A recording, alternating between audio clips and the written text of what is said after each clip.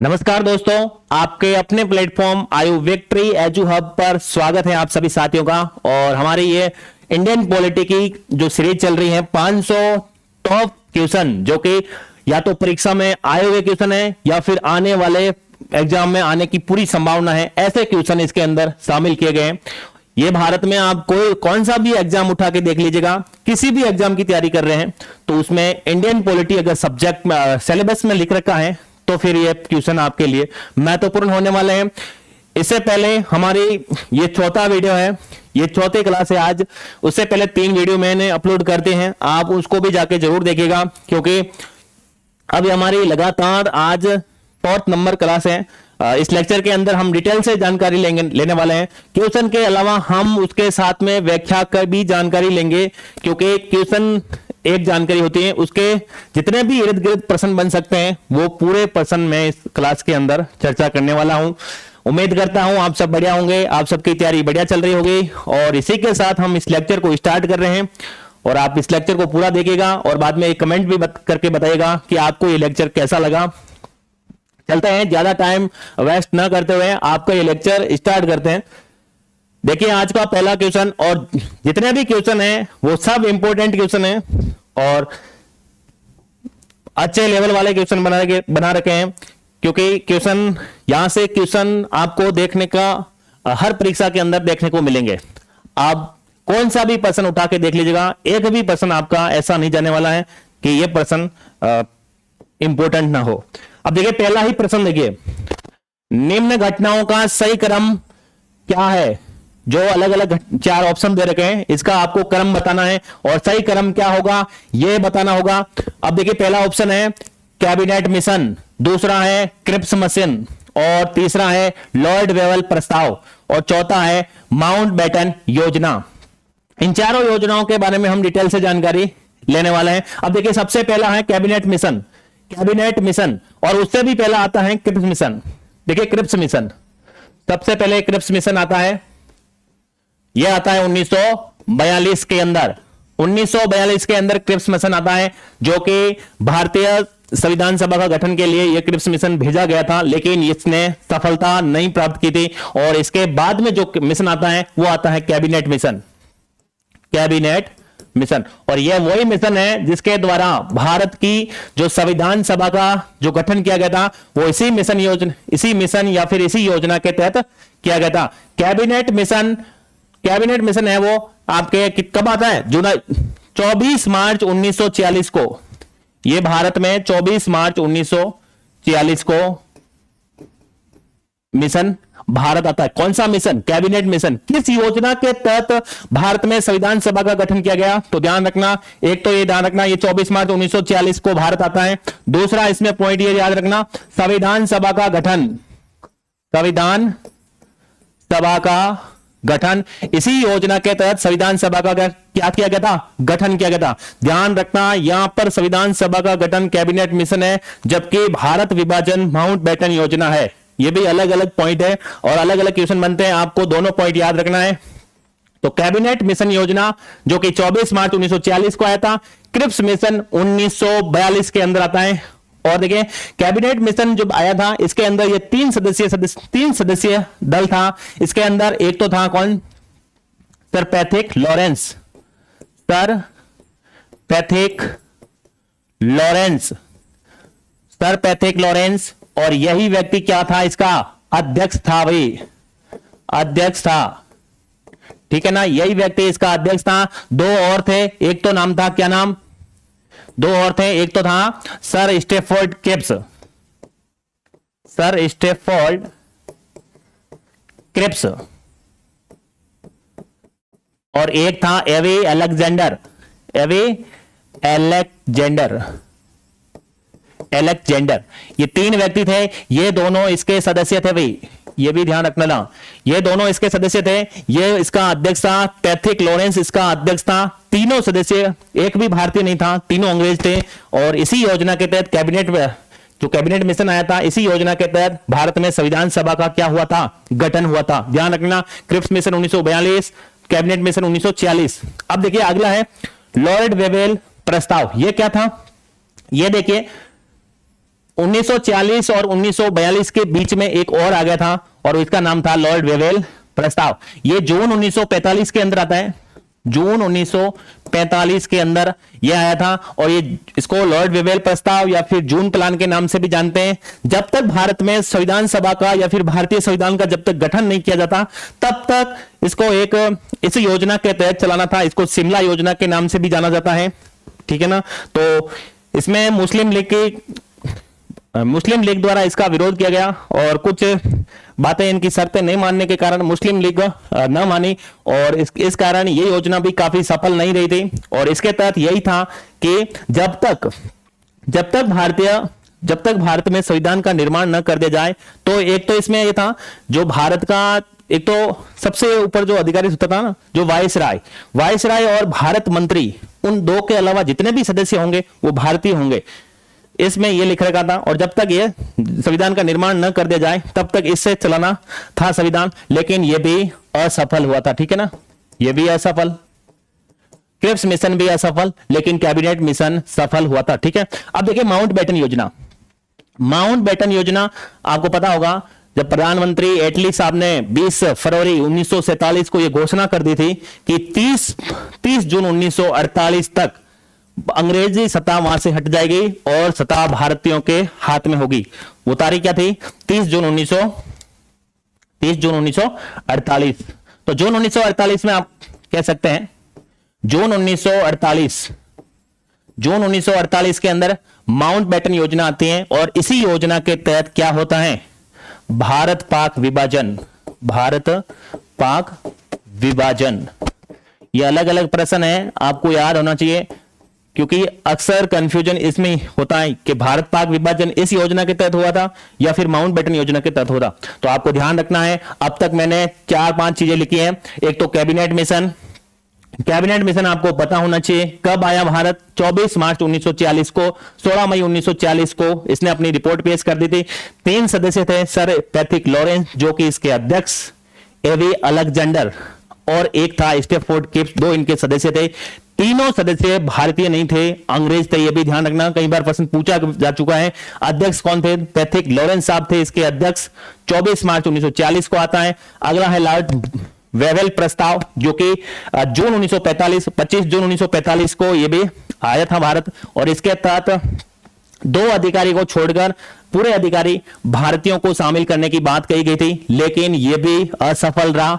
और उसके बाद में माउंटबेटन योजना आई जिसके तहत जून 1948, हालांकि एटली साहब ने पहले ही घोषणा कर दी थी कि 30 जून 1948 तक यह सत्ता भारतीयों के हाथ में होगी, अंग्रेज अपना वहां से बोरिया बिस्तर समेट लेंगे, ठीक है। अब भारत पाक विभाजन, माउंटबेटन योजना, अब चारों का हमें पता चल गया डेट वगैरह, तो अब आपको पता होगा। तो सबसे पहले कौन सा आया? क्रिप्स मिशन आया। अब देखिए क्रिप्स मिशन 2 नंबर ऑप्शन में है, तो 2 नंबर सबसे पहले आएगा, वही अपना आंसर है। और देखिए एक ही के अंदर ही 2 नंबर ऑप्शन आ रहा है। और उसके बाद में कौन सा आया था? 3 नंबर, यानी कि 1945 एकदम सही है। और फिर आया था अपना 1 नंबर कैबिनेट मिशन, सही है। और उसके बाद में आती है माउंटबेटन योजना। इस हिसाब से अगर आपको इस प्रश्न के अंदर एक भी ऑप्शन अगर पता होता सिर्फ क्रिप्स मिशन के बारे में तो भी यह प्रश्न सरल हो सकता था। तो यह बहुत बढ़िया प्रश्न था। तो अलग अलग आपको सब पूरी जानकारी होनी चाहिए। उसके अलावा आपको संविधान सभा के बारे में भी जानकारी होनी चाहिए। संविधान सभा का गठन कब हुआ था, कब नहीं हुआ था, कौन इसके अध्यक्ष थे, कौन अस्थायी अध्यक्ष थे, कौन स्थायी अध्यक्ष थे, यह भी आपको जानकारी होनी चाहिए। संविधान सभा के अंदर जब पहली बार इसके अंदर सदस्य की संख्या 389 थी तो वो भी ध्यान रखना, फिर आगे जाके 324 भी हो गई थी। तो ये हम आगे वाले क्वेश्चन के अंदर हम जानकारी, जैसे जैसे क्वेश्चन आएंगे वैसे वैसे हम जानकारी लेने वाले। चलते हैं आज के नेक्स्ट क्वेश्चन पर। देखिए इंपॉर्टेंट क्वेश्चन है और ये क्वेश्चन इससे संबंधित जितने भी जो संविधान संशोधन होते हैं या फिर संविधान के अंदर जो भी संशोधन हो रखे हैं उनसे एक प्रश्न हर परीक्षा के अंदर आता है। या तो वो नवीनतम पूछता है या फिर जो पहले हो रखे हैं उनसे प्रश्न बनाता है। लेकिन आपको नवीनतम जितने भी हो रखे हैं वो भी ध्यान होने चाहिए, जो पहले हो रखे हैं वो भी ध्यान होने चाहिए। जो पहला हुआ था जो 1951 के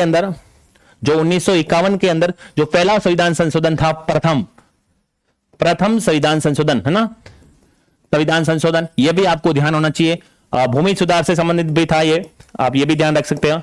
भूमि सुधार से संबंधित कुछ इसमें संशोधन किया गया था। और पहला संविधान संशोधन था 1951 और जो नवीनतम हुआ है वो 106वां है ना। अब देखिए यहां पर खाली जगह है के द्वारा भारतीय संविधान में शिक्षा का अधिकार अंतः स्थापित किया गया। वो कौन सा संविधान संशोधन है जिसके द्वारा शिक्षा को अधिकार, शिक्षा के जो अधिकार है वो संविधान के अंदर शामिल किया गया था। देखिए 44वां संविधान संशोधन है या फिर 86वां संविधान संशोधन है या फिर 31वां संविधान संशोधन है या फिर 91वां संविधान संशोधन है। अब देखिए 44वां संविधान संशोधन, इस प्रश्न का तो आंसर सीधा सा 86वां संविधान संशोधन हो गया। कौन सा हो गया? 86वां संविधान संशोधन हो गया। अब देखिए इस प्रश्न के अलावा देखिए जानकारी, अब देखिए 44वां संविधान संशोधन है, 44वां संविधान संशोधन तो ये कब हुआ था? ये 1900 कब हुआ था? 1976 या फिर 1977। ये आपके मोरारजी देसाई के समय हुआ था। मोरारजी देसाई एक तो 1977, ठीक है, क्योंकि 42वां संविधान संशोधन 1976 के अंदर होता और इसके द्वारा जो 42वें संविधान संशोधन के अंदर कुछ बदलाव किए गए थे उसके द्वारा इसको वापस से चेंज किया गया था। एक तो लोकसभा का कार्यकाल इसके अंदर जो 42वां संविधान संशोधन था उसके अंदर 5 वर्ष से 6 वर्ष कर दिया गया था, तो वापस से 44वें संविधान संशोधन के अंदर इसका कार्यकाल वापस कम किया गया। उसके अलावा जो संपत्ति का जो अधिकार है, संपत्ति का जो मौलिक अधिकार था, संपत्ति का मौलिक अधिकार, इसको क्या बनाया गया था? कानूनी अधिकार बना दिया गया था।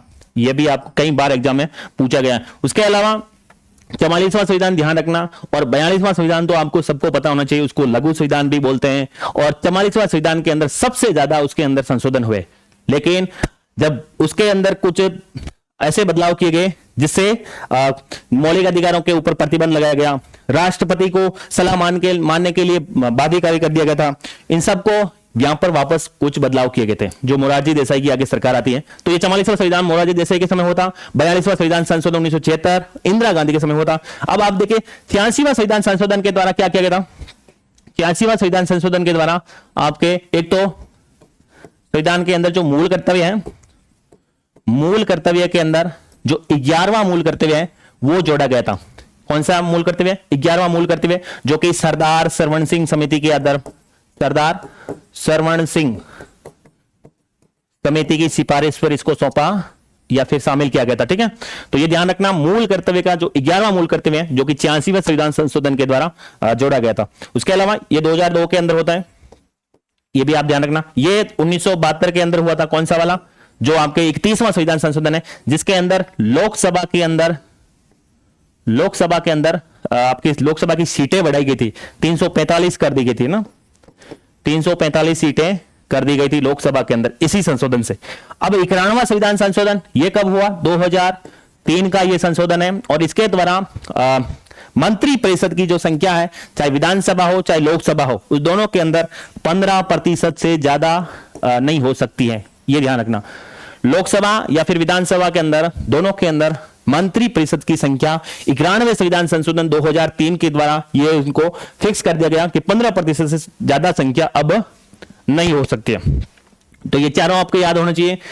44वां संविधान संशोधन जो कि मोरारजी देसाई के समय हुआ था, ये आपको इंपॉर्टेंट है। संपत्ति के अधिकार को कानूनी अधिकार 44वें संविधान संशोधन के द्वारा ही बनाया गया। 86वां संविधान संशोधन शिक्षा का अधिकार, एक तो मूल कर्तव्य जो कि 11वां जोड़ा गया था, यह सरदार सरवण सिंह समिति की सिफारिश पर जोड़ा गया था, यह भी बात आपको पता होनी चाहिए। उसके अलावा 86वां संविधान संशोधन 21 जो मूल अधिकार है उसके अंदर भी शामिल किया गया था शिक्षा के अधिकार को, यह भी ध्यान रखना। 31वां संविधान संशोधन जिसके अंदर लोकसभा की सीटों को बढ़ाकर 345 तक किया गया था, यह 1972 का है। और 91वां संविधान संशोधन 2003 का है जिसके अंदर मंत्री परिषद, जिसके लोकसभा या फिर विधानसभा दोनों के अंदर मंत्री परिषद की संख्या है वो निर्धारित कर दी गई थी। कितनी कर दी? 15% कर दी। ये ध्यान होना चाहिए। आगे एक प्रश्न और आएगा, उसके अंदर मैं नवीनतम जितने भी अब तक हुए वो पूरे के पूरे उसमें डिटेल से जानकारी ले लेंगे। चलते हैं आज के नेक्स्ट क्वेश्चन पर। हाँ, इंपॉर्टेंट है, ये भी जितने भी क्वेश्चन है सब इंपॉर्टेंट है, हर प्रश्न से सवाल बनता हुई। यह उपराष्ट्रपति के बारे में बोल रहा है। देखिए, निम्नलिखित व्यक्तियों के भारत के उपराष्ट्रपति चुने जाने का सही क्रम बताना है आपको। कौन पहले आया है, कौन बाद में आया, ये क्रम आपको डिसाइड करना है। देखिए, डॉक्टर जाकिर हुसैन, वीवी गिरी, ये वीवी गिरी है, बीबी नहीं है, के आर नारायणन और डॉक्टर बी डी जती। अब देखिए, सबसे पहले के राधाकृष्णन जो सबसे पहले बनते हैं भारत के उपराष्ट्रपति, 2 बार निर्विरोध चुने जाते हैं। उसके बाद में तीसरा नंबर पड़ता है इनका डॉक्टर जाकिर हुसैन का, ठीक है ना, डॉक्टर जाकिर हुसैन का तीसरा नंबर है। और उसके बाद से ही ये बनते हैं वीवी गिरी भी बनते हैं। उसके बाद आते हैं आपके ये बीडी जत्ती साहब आ जाते हैं। उसके बाद में के आर नारायण बनते हैं। तो इस हिसाब से देखा जाए, और जाकिर हुसैन है वो भारत के प्रथम मुस्लिम राष्ट्रपति भी बने थे और उपराष्ट्रपति बने, ये भी ध्यान रखना, आपको दोनों ये पॉइंट याद होने चाहिए। और वीवी गिरी साहब ऐसे हैं जो कि उपराष्ट्रपति के पद पर रहते हुए त्याग पत्र दिया, प्रथम व्यक्ति हैं जिसने त्याग पत्र दिया था, प्रथम व्यक्ति उपराष्ट्रपति के पद पर त्याग पत्र। और यह मुस्लिम, प्रथम मुस्लिम है जो कि आपके राष्ट्रपति भी और उपराष्ट्रपति भी। ये बातें आपको दोनों को पता होनी चाहिए। और सबसे पहले जाकिर हुसैन आएंगे इस हिसाब से, इस प्रश्न के हिसाब से, नहीं तो सबसे पहले तो डॉक्टर सर्वपल्ली राधाकृष्णन बने थे, ठीक है, 2 बार निर्विरोध बने थे। इस प्रश्न के हिसाब से सबसे पहले ए ऑप्शन आएगा। और देखिए ए ऑप्शन ही एक के अंदर ही है, ठीक है ना, एक, और फिर आपके 2 नंबर बीडी वीवी गिरी, और फिर 4 नंबर, यही सही आंसर है, क्योंकि एक ही ऑप्शन से आपका ये प्रश्न क्लियर हो रहा है। और अब हम थोड़ी जानकारी ले लेते हैं किसके बारे में, उपराष्ट्रपति के बारे में। उपराष्ट्रपति, एक तो आपको यह ध्यान होना चाहिए, भारतीय संविधान के जो टोटल 22 भाग है उसके अंदर भाग नंबर 5 के अंदर किसका वर्णन है, उपराष्ट्रपति का। अब देखिए उपराष्ट्रपति से संबंधित कुछ अनुच्छेद है, एक तो 63 है, 64 है, 65 है, 66 है और 67 है, और है ना, यह आपको पता होना चाहिए। अब 63 के अंदर क्या लिख रखा है कि भारत का एक उपराष्ट्रपति होगा, भारत का एक उपराष्ट्रपति होगा, उपराष्ट्रपति होगा। यह बात कौन से अनुच्छेद में लिख रखी है, तो यह बात आपके अनुच्छेद नंबर 63 में लिख रखी है, ध्यान रखना। अनुच्छेद नंबर 52 के अंदर लिख रखा है भारत का एक राष्ट्रपति होगा। वहां पर 52 से स्टार्ट हो रहे हैं, यहां पर 63 से स्टार्ट हो रहे हैं। अब देखिए 63 के अंदर तो लिख रखा है भारत का एक उपराष्ट्रपति होगा, 64 के अंदर क्या है, वो पदेन सभापति होगा, पदेन सभापति। यह प्रश्न तो कई बार पूछा गया है, यह प्रश्न इस प्रकार से पूछा गया है, ऐसा वो कौन सा भारतीय वो सर्वोच्च पद है, वो कौन सा ऐसा पद है जो कि एक वो जिस सदन का सदस्य न होते हुए भी उस सदन की अध्यक्षता करता है, वो कौन सा है, उपराष्ट्रपति। और उपराष्ट्रपति राज्यसभा का पदेन सभापति होता है, किसका, राज्यसभा का, राज्यसभा का। हालांकि वो वोट देने का अधिकार नहीं है, लेकिन वो निर्णायक मत जरूर दे सकता है। जब स्थिति पैदा हो जाए, दोनों मत बराबर पड़ जाए, तो फिर वो निर्णायक मत दे सकता है, कौन, उपराष्ट्रपति, ठीक है। उपराष्ट्रपति राज्यसभा का पदेन सभापति होता है, यह अनुच्छेद नंबर 64 में लिख रखा है। अब आपने एक बात और सुनी होगी कि भाई कभी ऐसा भी हो सकता है कि राष्ट्रपति का पोस्ट खाली हो जाए, तो फिर उसकी जगह कौन बैठेगा, उपराष्ट्रपति महोदय उनकी जगह बैठेंगे, ठीक है। और अगर राष्ट्रपति की पद खाली हो जाए तो उपराष्ट्रपति बैठेंगे, लेकिन उपराष्ट्रपति की पोस्ट भी उस समय खाली है तो भारत का मुख्य न्यायाधीश उस पोस्ट पर बैठेगा। क्या सर ऐसा कभी हो चुका है, हाँ एक बार हो चुका है भाई, ठीक है ना, एम हिदायतुल्लाह जो कि एक बार बैठ चुके हैं। अब देखिए जाकिर हुसैन की जब मृत्यु हुई थी उस समय की यह बात है। यहां पर उपराष्ट्रपति राष्ट्रपति का कर्तव्य निर्वहन, कर्तव्य निर्वहन, यह हो गया। अनुच्छेद 65 में लिख रखा है कि राष्ट्रपति, अगर राष्ट्रपति का पद खाली है तो उपराष्ट्रपति महोदय राष्ट्रपति का कर्तव्य निर्वहन कर सकते हैं। अब 66 में क्या लिख रखा है, 66 में लिख रखा है उपराष्ट्रपति का निर्वाचक मंडल, निर्वाचक मंडल, निर्वाचक मंडल।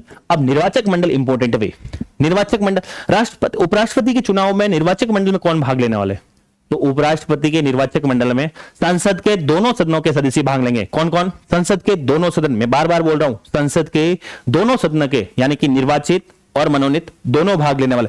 जबकि राष्ट्रपति के चुनाव में संसद के निर्वाचित सदस्य ही भाग लेते हैं, और उसमें विधानसभा के सदस्य भी निर्वाचित भाग लेते हैं। दिल्ली और पुदुचेरी उसमें शामिल है। इसके अंदर सिर्फ संसद के दोनों सदन के सदस्य हैं, वहां पर निर्वाचित हैं, यहां पर मनोनीत और निर्वाचित दोनों हैं। यह भी ध्यान रखते हैं ना आप, संसद के दोनों सदस्य, दोनों सदस्य का मतलब है निर्वाचित और मनोनीत। मनोनीत, ठीक है ना। मनोनीत कैसे, मनोनीत आज भी राष्ट्रपति महोदय राज्यसभा के अंदर 12 सदस्य मनोनीत करते हैं, लेकिन लोकसभा के अंदर नहीं करते। क्यों? क्योंकि 25 जनवरी 2020 के बाद से, क्योंकि 25 जनवरी 2020 को ही जिस जो 104वां संविधान संशोधन बिल, जो 104वां संविधान संशोधन हुआ था, उसके माध्यम से जो एंग्लो इंडियन के 2 सदस्य और विधानसभाओं के अंदर 1 सदस्य, वो प्रावधान अब हट चुका है। तो अब एंग्लो इंडियन के सदस्य मनोनीत नहीं होते, सिर्फ 12 सदस्य जो कि निर्वाचित होते हैं राज्यसभा के अंदर, वो यहां पर भाग लेते हैं, और उसके अलावा राज्य विधानसभाओं के सदस्य यहां पर भाग नहीं लेते हैं। ये भी आपको ध्यान होना चाहिए। और ये तो सबसे इंपॉर्टेंट है, इसके अंदर ही कार्यकाल है, इसके अंदर ही त्याग पत्र है, ठीक है ना। ये आपको सबको पता होना चाहिए। अबे जगदीश धनखड़ जी ने इस्तीफा दिया है, तो वो यही अनुच्छेद है, सबसे चर्चा का विषय ये बना हुआ है। और ध्यान रखना, उपराष्ट्रपति अगर त्याग पत्र देना चाहे तो वो राष्ट्रपति महोदय को देते हैं, ठीक है ना। उपराष्ट्रपति का कार्यकाल कितना है? तो 5 वर्ष है। वो बीच में चाहे तो दे सकते हैं, कोई दिक्कत नहीं, लेकिन 5 वर्ष उनको कार्यकाल है। और वो त्याग पत्र उपराष्ट्रपति अपना त्याग पत्र राष्ट्रपति को दे सकते हैं। उसके अलावा भी बहुत सारे अनुच्छेद हैं। एक अनुच्छेद आपने और सुना होगा 71, इनके अगर चुनाव से संबंधित अगर कोई विवाद खड़ा होता है तो वो सुप्रीम कोर्ट सुनता है। यह भी आपको पता होना चाहिए। तो ये महत्वपूर्ण अनुच्छेद है, सब पता होना चाहिए आपको। सिर्फ भारत का एक उपराष्ट्रपति होगा, ये 63 वाली बात याद होनी चाहिए, और 67 वाली अभी त्याग पत्र वगैरह दिया ना, तो ये बात भी पता होना चाहिए। निर्वाचक मंडल ध्यान होना चाहिए, और इसी के अंदर वो जो एक राष्ट्रपति की जो योग्यताएं आती है वो भी इसी के अंदर है। और योग्यताएं आपको ध्यान होना चाहिए, भारत का नागरिक होना चाहिए, 35 वर्ष उम्र होनी चाहिए। लेकिन राष्ट्रपति और उपराष्ट्रपति में एक बात का अंतर है, वह राष्ट्रपति के अंदर तो लोकसभा सदस्य बनने की योग्यता रखता हो, यह बात लिख रखी है, जो कि उपराष्ट्रपति के अंदर राज्यसभा का सदस्य बनने की योग्यता रखता हो, यह बात लिख रखी है। अब देखिए आप इसको याद कैसे करेंगे, आपसे बहुत आसानी याद हो जाएगी, क्योंकि उपराष्ट्रपति ही ऐसा व्यक्ति है जो कि राज्यसभा का क्या होता है, पदेन सभापति होता है। इसका मतलब हमें आसानी से याद रह जाएगी कि जो उपराष्ट्रपति की जो योग्यता है उसके अंदर लिख रखा है कि वो राज्यसभा के सदस्य बनने की योग्यता रखता हो। यह था उपराष्ट्रपति। अब देखिए इस प्रश्न का हिसाब से तो यह आंसर हो गया, तो ये चीजें आपको क्लियर होनी चाहिए। चलते हैं नेक्स्ट क्वेश्चन पर। हाँ, अगला क्वेश्चन ये भी इंपॉर्टेंट है, कई बार पूछा गया है ये तो क्वेश्चन, बार बार ये रिपीट हो रहा है क्वेश्चन, तो ये प्रश्न भी आपको सबको पता होना चाहिए। देखिए निम्न में से किसे संविधान सभा द्वारा इसके संवैधानिक सलाहकार के रूप में चुना गया था? तो देखिए ए ऑप्शन राजेंद्र प्रसाद है, क्या बी.एन. राव है, क्या जे.एल. नेहरू है, या फिर वल्लभ भाई पटेल है? तो आपको बता दें इस प्रश्न का तो सही आंसर बी.एन. राव हो गया। बी.एन. राव साहब को ही इसका क्या बनाया गया था, संवैधानिक सलाहकार। उसके अलावा मैं आपको बताता हूं, अब देखिए जो संविधान सभा है, संविधान है ना, एक मिनट कहां गया, हाँ संविधान सभा। अब इसके कुछ महत्वपूर्ण पदाधिकारी मैं बता देता हूं फटाफट, है ना। एक तो इसका सबसे पहला अस्थायी अध्यक्ष बनाया गया था, और किसको बनाया गया था सबसे पहले, और ये परंपरा कहां की थी, ये परंपरा हमने ऐसा ही फ्रांस के अंदर हुआ था, इसीलिए इस परंपरा को हमने कॉपी किया। और सबसे पहले सचिंदानंद सिन्हा को यहां पर अस्थायी अध्यक्ष बना दिया गया था, ठीक है। उसके बाद में क्या हुआ, इसके बाद में स्थायी अध्यक्ष बना दिया, स्थायी अध्यक्ष जो कि 9 दिसंबर को 1940 को तो अस्थायी अध्यक्ष बना दिया गया था। उसके बाद में 10 दिसंबर को दूसरी बैठक हुई थी, लेकिन 11 दिसंबर वाली बैठक हुई थी, उसके अंदर डॉक्टर राजेंद्र प्रसाद को इसका क्या बना दिया गया था, राजेंद्र प्रसाद को स्थायी अध्यक्ष बना दिया था। ये तो 9 दिसंबर 1940 की घटना है ना, 1940, जबकि ये 11 दिसंबर 1940 की घटना है। अब देखिए ये स्थायी हो गए, ये अस्थायी हो गए, और एक तो यहां पर आपको पहले से ही पता है संवैधानिक सलाहकार, ठीक है ना, ये आपको पता होना चाहिए संवैधानिक सलाहकार, तो दोनों ये पता होना चाहिए। उसके अलावा भी आप याद रख सकते हैं इसका जो उद्देश्य प्रस्ताव है वो किसने रखा था, तो जे.एल. नेहरू ने। और ये कब रखा था, तो ये 13 दिसंबर को रखा था, 13 दिसंबर 1940। उसके अलावा जो उद्देश्य प्रस्ताव ये पास कब हुआ था, तो ये उद्देश्य प्रस्ताव पास हुआ था आपके 22 जनवरी 1943 है ना, तो ये ध्यान रखना। उसके अलावा भी तारीखें हैं भाई, एक तो 22 जुलाई आप याद रख सकते हो, 22 जनवरी 22 जुलाई है, सॉरी, यहाँ जनवरी तो मैंने लिख लिया है, जुलाई है, 1947 है। क्या हुआ था इस दिन? तिरंगा को स्वीकार कर लिया था।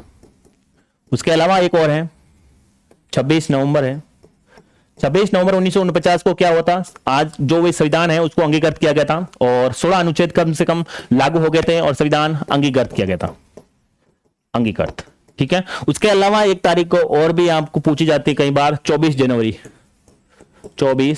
जनवरी 1950। इस दिन क्या हुआ? यह अंतिम बैठक है भाई, अंतिम बैठक। किसकी बैठक है अंतिम? तो ध्यान रखना, संविधान सभा की। मैं एक बार वापस से बता रहा हूं पूरा संविधान सभा के जो पहली बैठक हुई थी वो 9 दिसंबर 1940 को थी। उसी दिन संविधान सभा के अस्थायी अध्यक्ष डॉक्टर सचिदानंद सिन्हा को चुन लिया गया था और ये अगली फिर बैठक हुई थी वापस 11 दिसंबर को, उसमें हमने स्थायी अध्यक्ष डॉक्टर राजेंद्र प्रसाद को चुन लिया। उसके अलावा उद्देश्य प्रस्ताव जो कि पंडित जवाहरलाल नेहरू ने 13 दिसंबर को रखा था। उसके अलावा देखिए 22 जनवरी 1947 को यह उद्देश्य प्रस्ताव पास हो गया। उसके अलावा 22 जुलाई 1947 के दिन जो आज का हमारा तिरंगा है उसको पहली बार शामिल कर लिया गया था और 22 से हो गया। फिर 24 जनवरी 1950 के दिन यह संविधान सभा की अंतिम बैठक है। 26 जनवरी 1950 को जो कि भारत का पूरा संविधान लागू हुआ। 26 नवंबर 1949 जो कि 16 अनुच्छेद लागू हुए और इसके अंदर संविधान की प्रस्ताव वो लिखा आ रहा ना, अंगीकृत कर दिया गया। वो अंगीकृत आत्मार्पित जो कि 26 नवंबर 1940 को किया था। ये सब डेटे याद होनी चाहिए। उसके अलावा भी आपको जो प्रारूप समिति है, फिर ड्राफ्टिंग कमेटी, उसका भी आपको याद रखना होगा। 29 अगस्त 1947 के दिन उसकी स्थापना होती है। पंडित BR अम्बेडकर इसके अध्यक्ष थे। टोटल अध्यक्ष सहित 7 सदस्य थे, ठीक है ना, ये भी आपको पता होना चाहिए। चलते हैं आज का नेक्स्ट क्वेश्चन पर और ये प्रश्न देखिए। हाँ देखिए, नीचे दिए गए दो वक्तव्यों का कथन ए और तर्क, कथन ए और कथन आर के रूप में दिया गया है और दोनों वक्तव्यों को संदर्भ में निम्न में से कौन सा सत्य है भाई? अब एक कथन दे रखा है, क्या भारत के अंदर लोकतांत्रिक है? ये तो बात वैसा ही है एकदम, भारत के अंदर लोकतंत्र ही है, संसदीय प्रणाली है, भारत का अपना स्वयं का संविधान है, ये भी बात एकदम सही है। लेकिन है तो दोनों सही है। अब इसमें सही कौन सा होगा? बात तो दोनों सही है लेकिन है अलग अलग। एक लोकतंत्र की बात कर रहा है, एक पूरा संविधान की बात कर रहा है। मतलब दोनों सही है, सही व्याख्या करता है, या फिर दोनों सही हैं या फिर परंतु आर एक ही सही व्याख्या नहीं करता। मतलब है तो दोनों सही हैं लेकिन दोनों का टॉपिक अलग अलग है भी। इसका मतलब ए और आर दोनों तो सत्य तो है लेकिन सही व्याख्या नहीं करें। मतलब ये जब जैसे भी ऐसा प्रश्न आ रहा ना तो यहां पर क्योंकि जरूर लगेगा। भारत लोकतांत्रिक है क्योंकि, फिर आगे वाली लाइन पढ़ना। अगर क्योंकि का आंसर आ जाता है तो वो दोनों सही हैं उसकी व्याख्या में भी शामिल हो जाएगा। अगर दोनों टॉपिक ही अलग अलग आ रहा है, उसका क्योंकि का आंसर नहीं आ रहा है तो फिर वो अलग अलग होगा। हाँ, हालांकि दोनों सही तो है लेकिन इसकी व्याख्या नहीं कर रहे। भारत लोकतांत्रिक देश भी है, भारत के अंदर संसदीय शासन प्रणाली भी है और जो कि संसदीय शासन प्रणाली कहां से ली गई है? संघात्मक शासन व्यवस्था तो कनाडा से ली गई है। संसदीय शासन प्रणाली जो कि हमने ब्रिटेन से ली है ना, और ये भी आपको पता होना चाहिए। जबकि संविधान के अंदर ऐसा कुछ भी नहीं लिखा हुआ है कि संसदीय प्रणाली है या फिर संसदीय शब्द जैसा कुछ भी ऐसा वर्णन नहीं है। और लेकिन सुप्रीम कोर्ट ने जो अपना केशवानंद भारती वाला विवाद हुआ था उसके अंदर जो संसदीय व्यवस्था है वो भारत की संघीय ढांचा या फिर मूलभूत ढांचा के अंदर उन्होंने परिभाषित भी किया। ये भी आपको पता होनी चाहिए, ठीक है ना। और केशवानंद भारती तो सबको पता होना अनिवार्य है भाई। ये सबसे बड़ा, आज तक का सबसे बड़ा संविधान सभा की पीठ बैठी थी, केरल राज्य से संबंधित है, वो भी आपको ध्यान होना चाहिए। चलते हैं नेक्स्ट क्वेश्चन पर। हाँ, ये वाला देखिए, निम्न में से कौन भारत की रक्षा सेवाओं से संबंधित सभी मामलों के लिए प्रत्यक्ष रूप से संसद के प्रति क्या होता है? उत्तरदायी होता है। क्या राष्ट्रपति है, क्या प्रधानमंत्री है, या फिर राजनीतिक मामलों की कैबिनेट समिति है, या फिर रक्षा मंत्री है? अब रक्षा संबंधित बात हो रही है तो सीधी सी बात है, रक्षा मंत्री ही होंगे। हाँ, वो बात अलग है भाई, भारत में तीनों सेनाओं का सर्वोच्च कमांडर कौन होता है? तो राष्ट्रपति होता है, ये बात है। लेकिन अब देखिए राष्ट्रपति के बारे में कुछ जानकारी ले लेते हैं।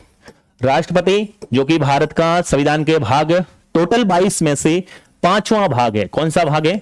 5वां भाग है। ये इंपॉर्टेंट है, चीजें ध्यान रखना।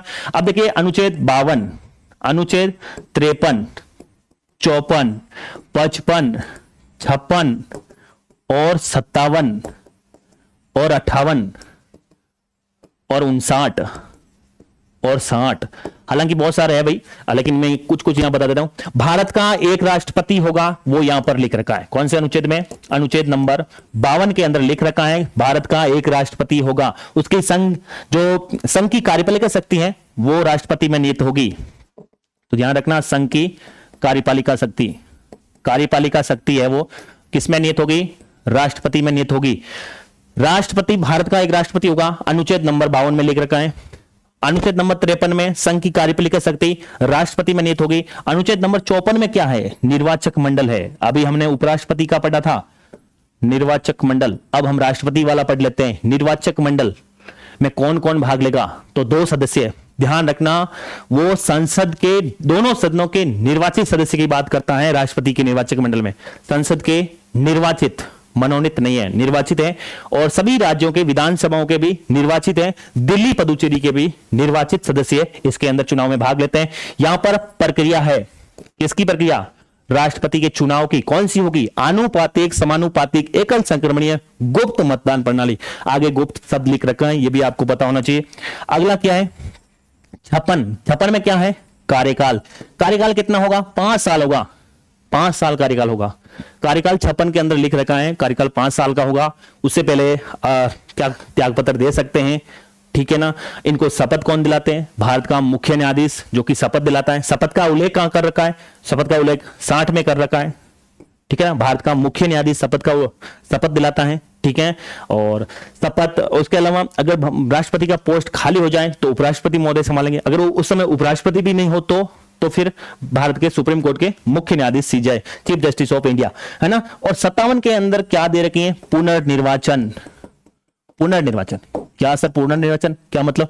मतलब यह है कि अमेरिका का अगर राष्ट्रपति है तो वो 2 बार बन सकता है, लेकिन भारत में ऐसा कुछ भी नहीं है।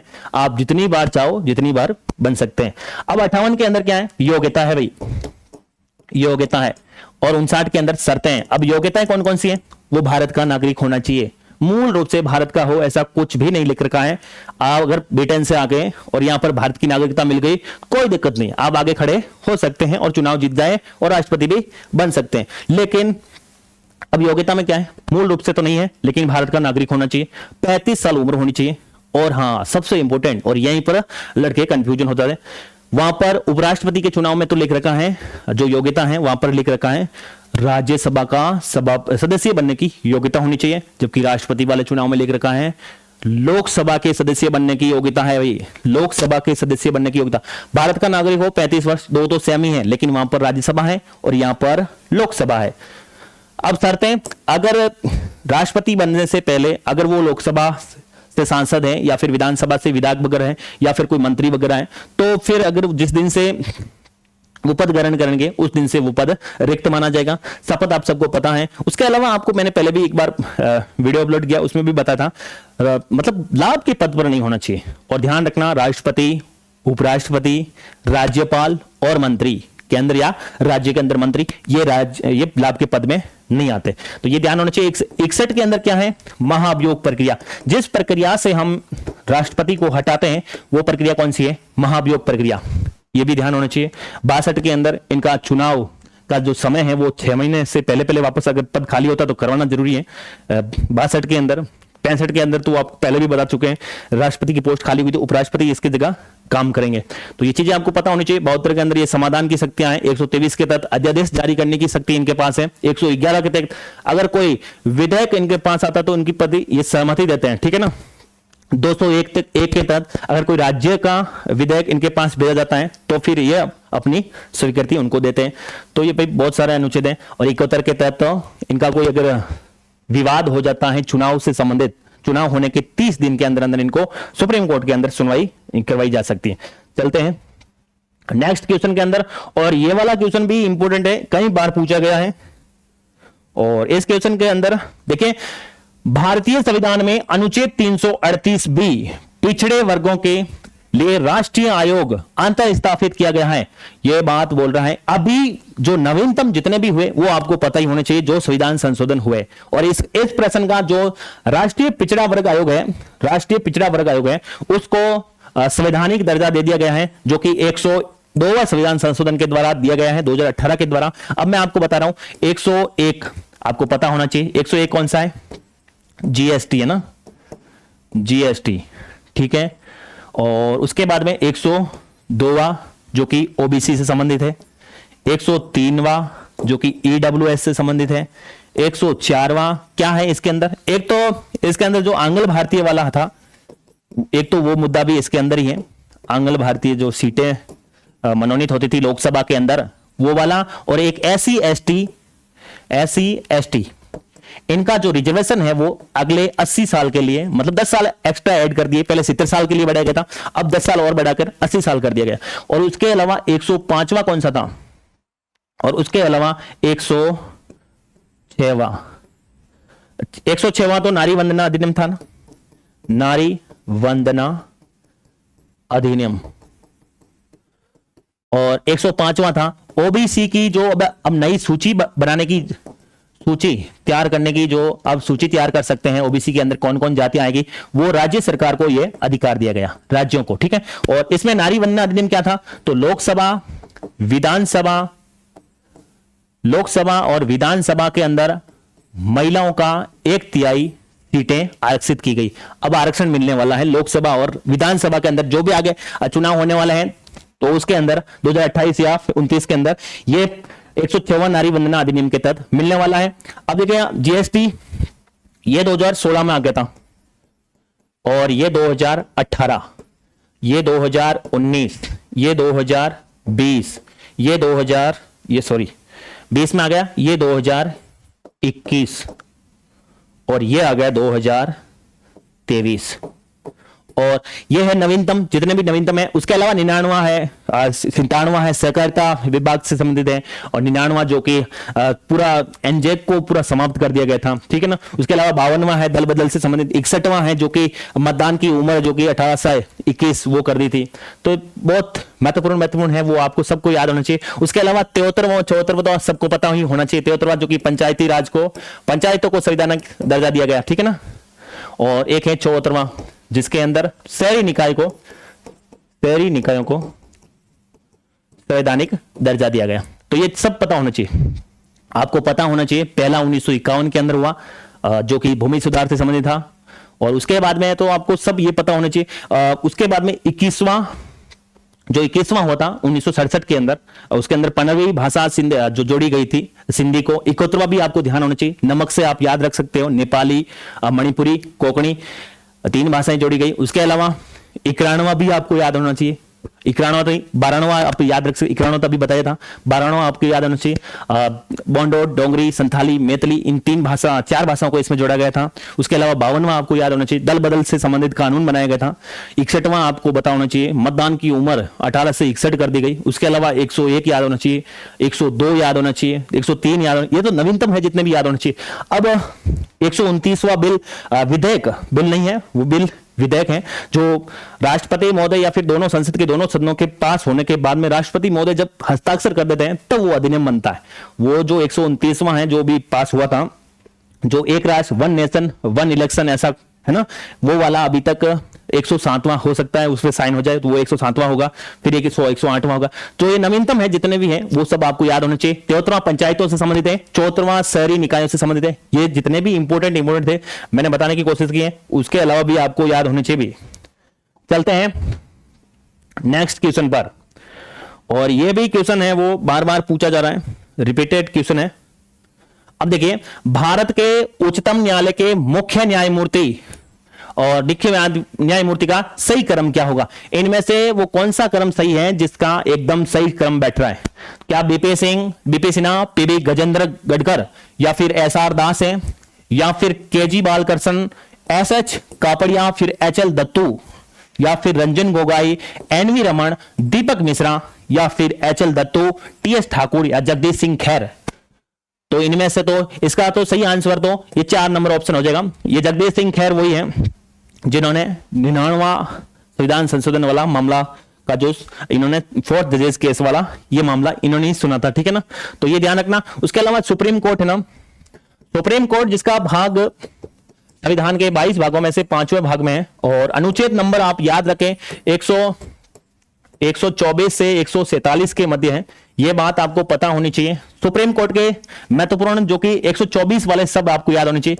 यहां स्थापना व गठन है, स्थापना व गठन है, और 124 जो एक है उसके अंदर संसद, इसके अंदर जो संख्या है निर्धारित करेगी। वर्तमान में संख्या कितनी है तो 34 है। जिस समय इसका गठन हुआ था उस समय कितनी थी, 8 थी। एक मुख्य न्यायाधीश 7 में था, 1 + 7 थी भाई, ठीक है ना।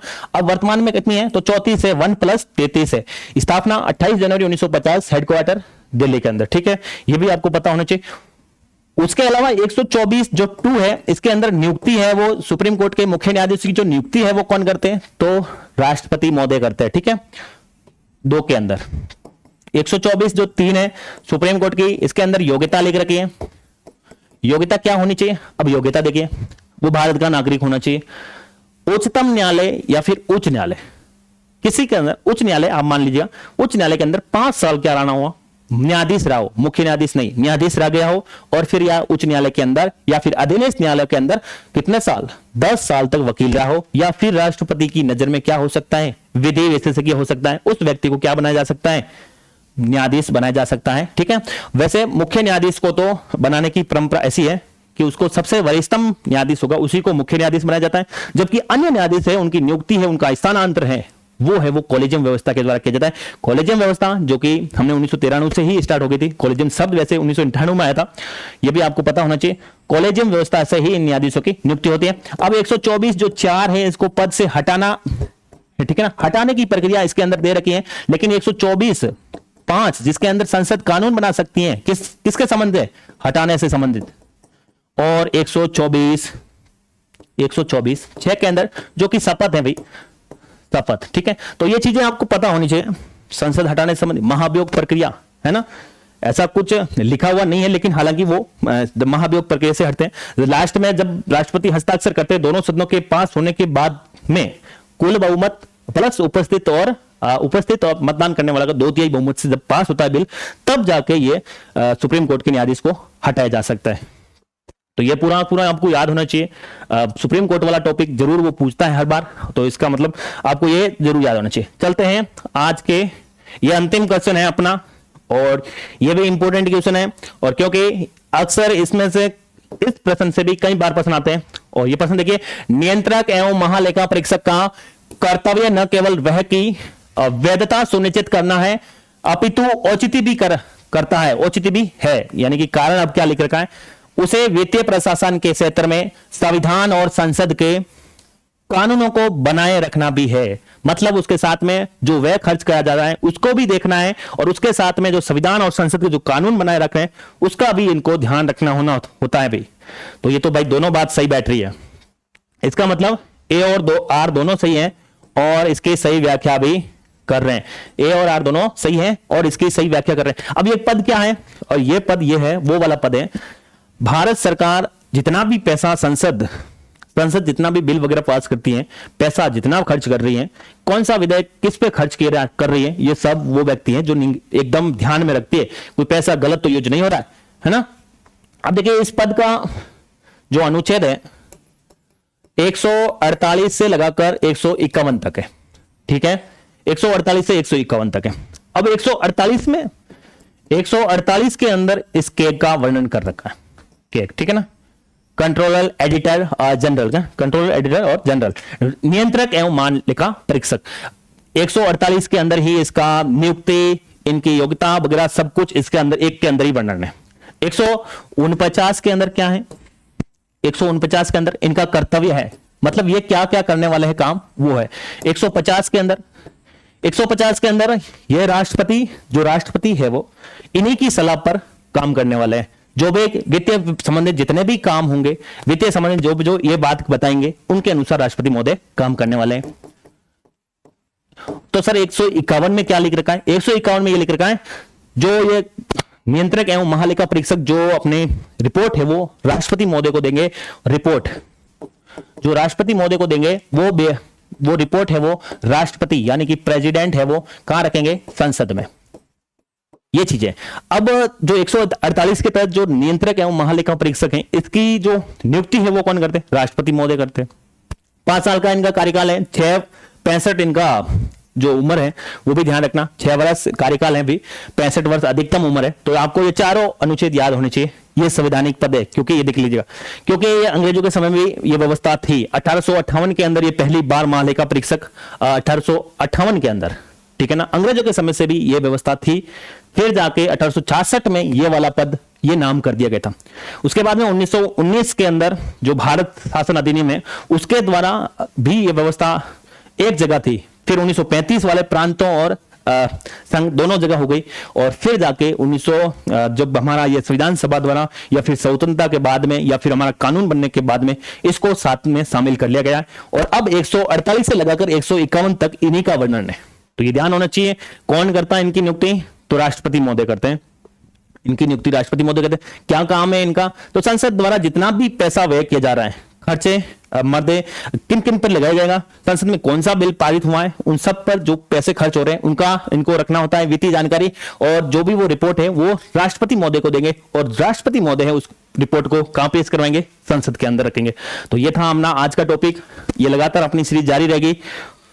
इसके आगे कल हम और लेके आएंगे, और जितने भी इंपॉर्टेंट क्वेश्चन है वो सारे के सारे हम ये लगातार हमारी सीरीज जारी रहेगी। और जब तक ये 500 क्वेश्चन पूरे नहीं हो जाते तब तक ये जारी रहेगी। 500 क्वेश्चन होने के बाद में हम आगे और देखेंगे कि आगे नेक्स्ट सीरीज और लेके आएंगे। तो आपका बहुत बहुत धन्यवाद। मिलते हैं एक नेक्स्ट वीडियो के अंदर।